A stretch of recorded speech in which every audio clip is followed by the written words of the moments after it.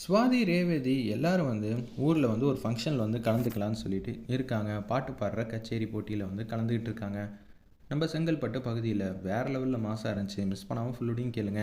இந்த வீடியோ உங்களுக்கு பிடிச்சிருந்துச்சுன்னா லைக் பண்ணி நம்ம சேனல் கண்டினியூவா ஆதரவு தாங்க. அப்பன்னு பார்த்து ரேவதிக்கு அவங்க ஃப்ரெண்ட் ஃபோன் பண்றாங்க. ரூம்ல தங்கிட்டு இருக்கிறப்ப கார்த்தியும் ரேவதியும் தான் ரூம்ல தங்கணும்னு ஆசைப்பட்டாங்க. ஆனா கார்த்தி 2 ரூம் புக் பண்ணவர். ஒரு ரூம் தனியா அவர் இருக்கிறதுக்காக வச்சுக்கிட்டு இன்னொரு ரூம்ல அக்காவையும் தங்கச்சியும் தங்கிக்க சொல்லிட்டு போறாங்க. இது நம்ம ரேவதிக்கு சுத்தமா பிடிக்கவே இல்லை. அப்படியே யோசிச்சுட்டே இருக்காங்க. என்னது நானும் அவரும் ஒரே ரூம்ல தங்கலான்னு பார்த்தா இப்படி ஆகி போச்சே. புருஷனும் பொண்டாட்டியும் தனித்தனியா இருக்கோமே. அவர்கிட்ட என் மனசுல இருக்கிறது எல்லாத்தையும் சொல்லணும். என் அன்பு அவர்கிட்ட சொல்லணும். நான் அவங்க மேல எவ்வளவு அன்பா இருக்கேன்னு சொல்லி புரிய வைக்கணும்னு பார்த்தா இப்படி எல்லாம் நடக்குதுங்கிற மாதிரி சமயம் கடுப்பில் இருக்காங்க.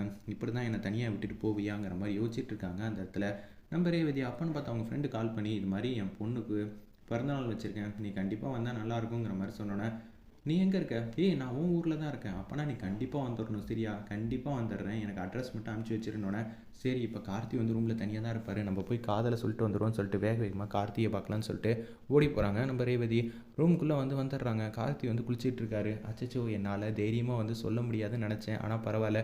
கார்த்தி குளிச்சிட்டு இருக்காரு. நம்ம வாசல் நின்று நம்ம மனசில் இருக்கிறது எல்லாத்தையும் சொல்லிடலாம், என் மனசுக்கும் ரொம்ப ஆறுதலாக இருக்கும்னு சொல்லிட்டு அப்படியே வந்துக்கிட்டு இருக்காங்க.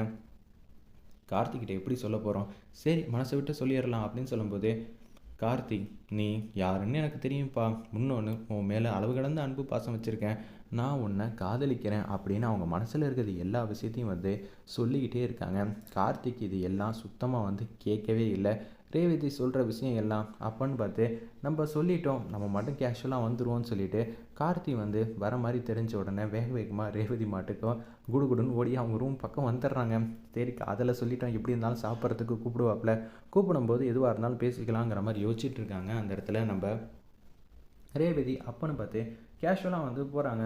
என்னக்கா போகும்போது சங்கடப்பட்டுக்கிட்டு போனேன், வரும்போது இவ்வளோ சந்தோஷமாக வந்திருக்க, அதாவது சொல்ல வேண்டிய விஷயத்த சொல்லிட்டேன், என்ன சொல்ல போகிற?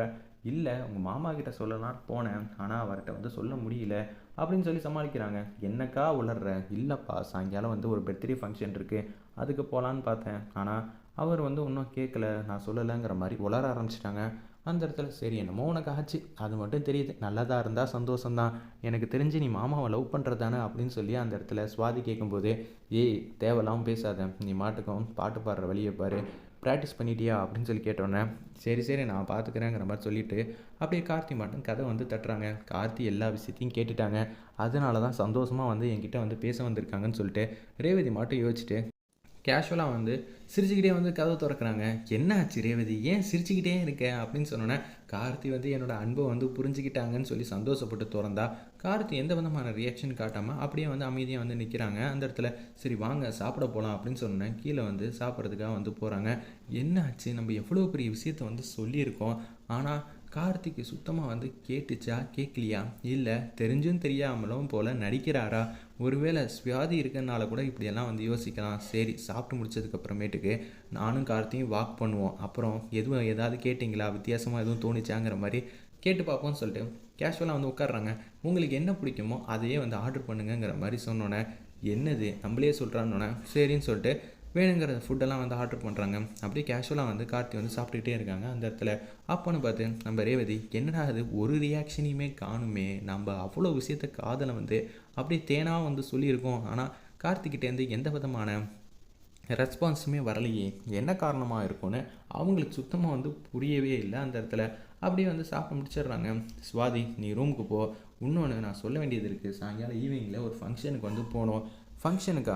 யார், இந்த ஊரில் உனக்கு ஃப்ரெண்ட் இருக்காங்களா என்ன? ஆமாம் ஃப்ரெண்ட் இருக்காங்க, அவங்க பொண்ணுக்கு பிறந்த நாளா, நம்ம போயிட்டு வந்துடலாம், பொண்ணுக்கு 2 வயசுன்னு நினைக்கிறேன் அப்படின்னு சொல்லிட்டு இருக்காங்க. ஓ அப்படியா, சரிம்மா போயிட்டு வந்துடணும்னா போயிட்டு வந்துடலாம் அப்படின்னு சொல்லிட்டு கார்த்தி யோசிச்சுட்டு இருக்காங்க. இன்றைக்கி நானும் கார்த்தியும் தான் அந்த ஃபங்க்ஷனில் களை கட்ட போகிறோம், எல்லாரும் நம்மளை பற்றி தான் புகழ்ந்து பேசுவாங்க, கார்த்தி எவ்வளோ மாசாக இருக்காப்புல அப்படின்னு சொல்லி யோசிச்சுட்டு இருக்கிறப்ப, நீங்கள் கோட் சூட்டோ தான் வரணும் அப்படின்னு சொல்கிறாங்க.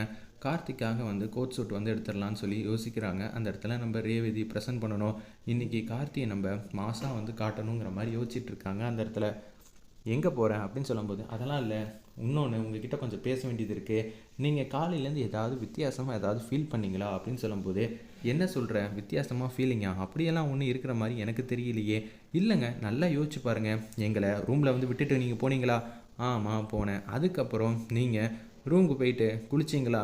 ஆமாம் குளித்தேன். அப்போ ஏதாவது உங்களுக்கு தோணுச்சா அப்படின்னு சொல்லும்போது, அப்படியெல்லாம் ஒன்றும் தோணவே இல்லையே அப்படின்னு சொல்லி கேட்குறாங்க.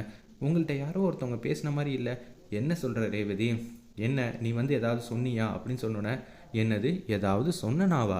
காதலியே வந்து சொல்லியிருக்கேன், அதுவும் கஷ்டப்பட்டு எப்படியெல்லாம் தெரியுமா பர்ஃபார்ம் பண்ணி சொன்னேன், அதெல்லாம் வேஸ்ட் ஆகிடுச்சா அப்படின்னு சொல்லி யோசிக்கும்போது, என்ன எனக்கு ஒன்றுமே புரியலையே. உடனே சுவாதி வந்து வராங்க.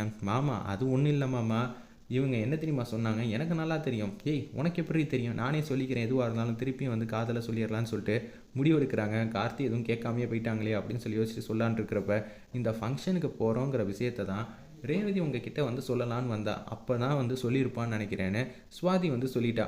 நான் ஒன்று சொல்லணும்னு நினச்சா இப்போ ஒன்று சொல்லிகிட்டு இருக்காளே, என்ன ரேவதி அதுதான் சொல்ல வந்தியா அப்படின்னு சொன்னேன். ரேவதி திடீர்னு பாட்டப்பட்டு ஆமாங்கிற மாதிரி சொல்லிடுறாங்க.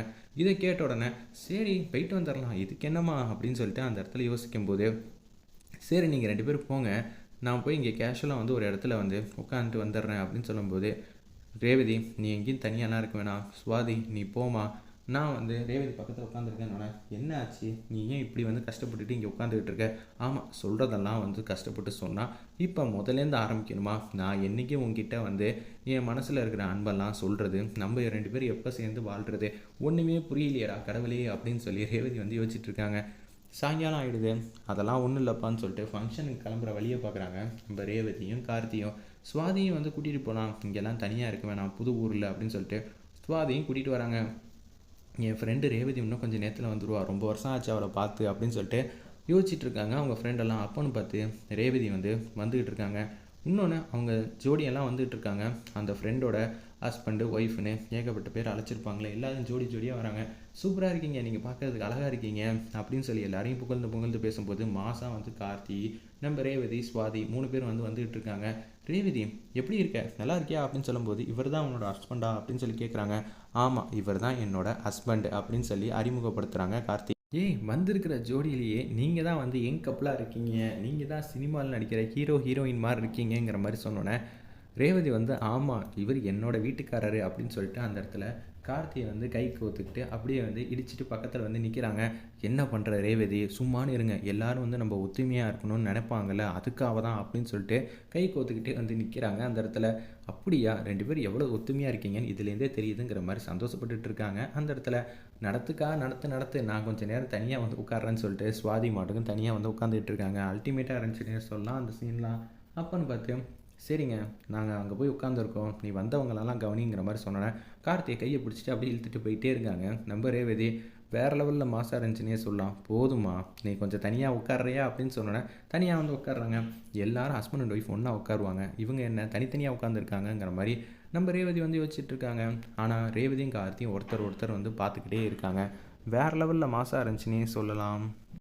பர்த்டே ஃபங்க்ஷனில் வந்து அப்படியே கேக் வெட்டலான்னு சொல்லிட்டு யோசிக்கிறாங்க. அதே மாதிரி எல்லாருக்கும் வந்து கேக்கை வந்து வெட்டி கொடுத்துக்கிட்டு இருக்காங்க. நம்ம கார்த்திக் வந்து ரேவதி வந்து ஊட்டி விடணும், அதே மாதிரி ரேவதிக்கு கார்த்தி ஊட்டி விடணுங்கிற மாதிரி சின்ன சின்ன போட்டியெல்லாம் வச்சுருக்காங்க. இது எல்லாத்தையும் வந்து ஃபோட்டோ ஷூட் வந்து எடுக்கலாம், இந்த மூமெண்ட்டை நம்ம சூப்பராக வந்து என்ஜாய் பண்ணணுங்கிற மாதிரி அவங்க ஃப்ரெண்டு வந்து ஐடியா கொடுத்தனால ரொம்ப நல்லா இருக்கே, கார்த்திக்கு நான் ஊட்டி விட போகிறேன் ஜாலிங்கிற மாதிரி ரேவதி வந்து ரொம்ப சந்தோஷத்துக்கு முக்காடி நிற்கிறாங்க. வேறு லெவலில் இருந்துச்சுன்னே சொல்லலாம் அந்த சீன்லாம். அப்போன்னு பார்த்து கார்த்திக் ரேவதி ஊட்டி விட்றாங்க, ரேவதிக்கு கார்த்தி ஊட்டி விட்றாங்க. எல்லாரும் ஹாப்பியாக இருக்காங்க. ரேவதிக்கு என்னமோ ஆயிடுச்சு, அவன் நம்மளை காதலிக்கிறான்னு கார்த்தி